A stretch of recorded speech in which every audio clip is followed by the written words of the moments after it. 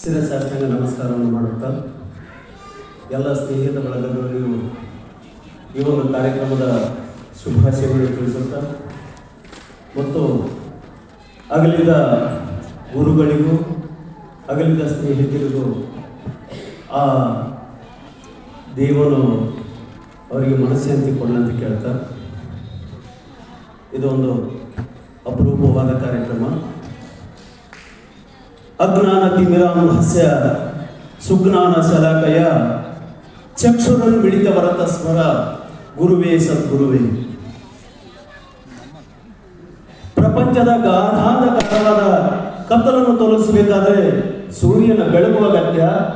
ಮನುಷ್ಯನಲ್ಲಿರ್ತಕ್ಕಂಥ ಅಜ್ಞಾನ ಅಂಧಕಾರ ತೋರಿಸಬೇಕಾದ್ರೆ ಗುರುವಿನ ಕೃಪೆ ಅಗತ್ಯ. ಅಂತಹ ಗುರುಗಳು ನಮಗೆ ಸಿಕ್ಕಿದ್ದು ಯಾವುದೋ ಒಂದು ಗುರು ಜನ್ಮದ ಪುಣ್ಯ.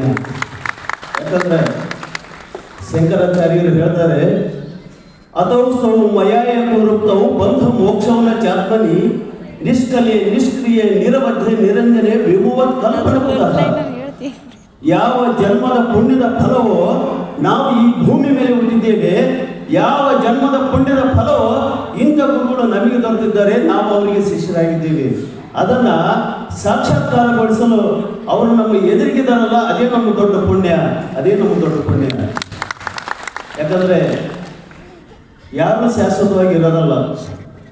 ಅನಿತ್ಯಾನಿ ಶರೀರಾಣಿ ವಿಭೋ ನೈವ ಶಾಶ್ವತಃ ನಿತ್ಯಂ ಸನ್ನಿಹಿತೋ ಮೃತ್ಯು ಕರ್ತವ್ಯಂ ಧರ್ಮ ಸಂಗ್ರಹ. ಮನುಷ್ಯ ಈ ಭೂಮಿ ಮೇಲೆ ಸ್ಥಿರವಾಗಿರುವುದಕ್ಕೆ ಬಂದಿದ್ದಲ್ಲ, ಬಂದು ಹೋಗೋದ್ರೊಳಗೆ ಶ್ರೇಷ್ಠವಾದ ಕಾರ್ಯ ಮಾಡಿ ಹೋಗಬೇಕು. ಅದು ಮನುಷ್ಯ ಜೀವಕ್ಕೆ ಒಂದು ಸಾರ್ಥಕತೆ ಅಂತ ಹೇಳ್ತಾ ನಮ್ಮಂಥ ಎಷ್ಟೋ ವಿದ್ಯಾರ್ಥಿಗಳಿಗೆ ಅವರ ಬೋಧನೆಯನ್ನು ನೀಡಿ ಈಗ ನಾವು ಒಂದು ಯಾವುದಾದ್ರೂ ಒಂದು ಮಟ್ಟಕ್ಕಿದ್ದು ಅದು ವೇದಿಕೆ ಮೇಲೆ ಸನ್ಮಾನಿತರಾಗಿ ಅಥವಾ ವೇದಿಕೆ ಮೇಲೆ ಯಾವುದೋ ಒಂದು ವಾಕ್ಯ ನುಡಿಸ್ತಾ ಇದೀವಿ ಅಂದ್ರೆ ಅದಕ್ಕೆ ಆ ಗುರುಗಳು ಕೊಟ್ಟಂತ ಕಾಣಿಕೆಯೂ ನಮಗೆ ಸಲ್ಲುತ್ತದೆ ಅಂತ ಹೇಳೋಕೆ ಭಾಳ ಇಷ್ಟಪಡ್ತೀವಿ. ಅದಕ್ಕಾಗಿ ಮನುಷ್ಯ ಗುರುವಿಗೆ ಯಾವ ರೀತಿ ಶಿರಬಾಗ್ತಾನೋ ಆ ರೀತಿ ಆತನಿಗೆ ಯಶಸ್ಸು ಮತ್ತು ಸನ್ಮಾನ ಬೆನ್ನತ್ತಿ ಬರ್ತಾವೆಂಬ ಕಾರಣ ಹಲವಾರು ನಿದರ್ಶನಗಳಿವೆ.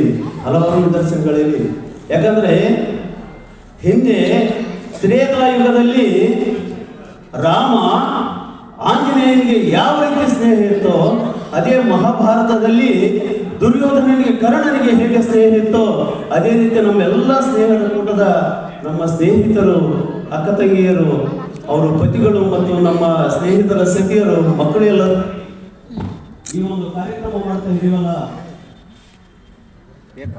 ಅದು ನಮ್ಮ ಪೂರ್ವ ಜನ್ಮದ ಪುಣ್ಯ.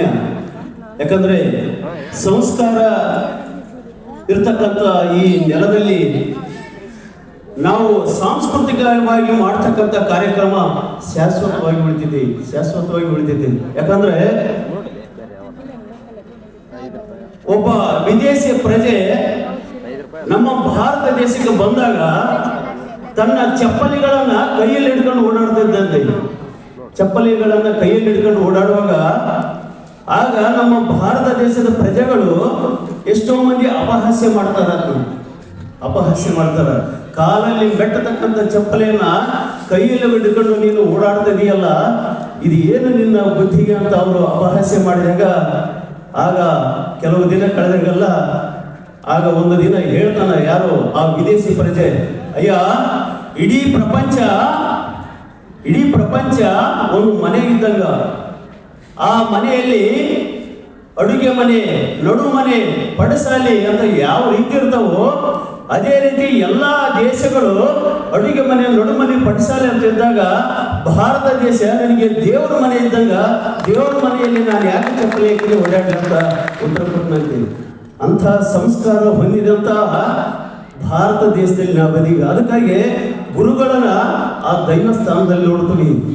ಅದಕ್ಕಾಗಿ ಯಾವ ಗುರುಗಳು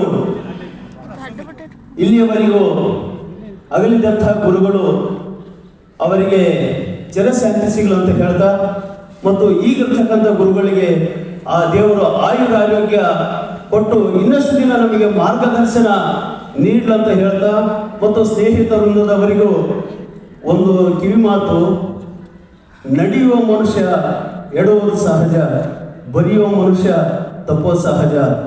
ಮಾಡ್ತಕ್ಕಂಥ ಕಾರ್ಯಕ್ರಮದಲ್ಲಿ ಸಣ್ಣ ಪುಟ್ಟ ತಪ್ಪಿರ್ತವೆ, ಅದನ್ನು ಎಣಿಸೋದು ಬೇಡ, ಅದನ್ನೆಲ್ಲ ನಾವು ನಮ್ಮ ಸ್ನೇಹಿತ ಬಳಗಂತ ನಾವು ನುಂಗಿಕೊಂಡು ಮುಂದೆ ನಡೀತಕ್ಕಂಥ ಕಾರ್ಯಕ್ರಮಕ್ಕೆ ಉತ್ತೇಜನ ಕೊಡುವುದೇ ಒಂದು ನಮ್ಮ ದೊಡ್ಡ ಸಂಕಲ್ಪ ಆಗಬೇಕಂತ ಹೇಳ್ತಾ ಈ ಒಂದು ಕಾರ್ಯಕ್ರಮಕ್ಕೆ ನನ್ನನ್ನು ಕರೆಸಿ 2 ನುಡಿಗಳು ಆಡಲು ಅವಕಾಶ ಕೊಟ್ಟು ಮತ್ತು ನಾನು ಕಲಿತಂಥ ಅಲ್ಪ ವಿದ್ಯೆಯನ್ನು ನುಡಿಸುವುದಕ್ಕೆ, ವಾದ್ಯ ನುಡಿಸುವುದಕ್ಕೆ ನನಗೆ ಅವಕಾಶ ಕೊಟ್ಟಂತ ಮತ್ತು ನನ್ನ ಬಳಗ ಮತ್ತು ನನ್ನ ಟೀಮ್ ಜಡೇಶ್ ಬೆಂಗಳೂರು ಮತ್ತು ದೇವಲಾಪುರ ವಿರೂಪಾಕ್ಷಿ 32 ವರ್ಷದ ನಮ್ಮ ಆಶ್ರಮದ ಸ್ನೇಹಿತ ನನಗೆ ಸಾಥ್ ಕೊಟ್ಟಿದ್ದಾರೆ. ಅವರಿಗೂ ಗುರು ವೃಂದದವರಿಗೂ ಮತ್ತು ಸ್ನೇಹಿತ ಬಳಗಕ್ಕೂ ಈ ಒಂದು ಧನ್ಯವಾದಗಳು ತಿಳಿಸುತ್ತಾ ಮಾತನ್ನು ಮುಗಿಸ್ತೀನಿ. ನಮಸ್ಕಾರ.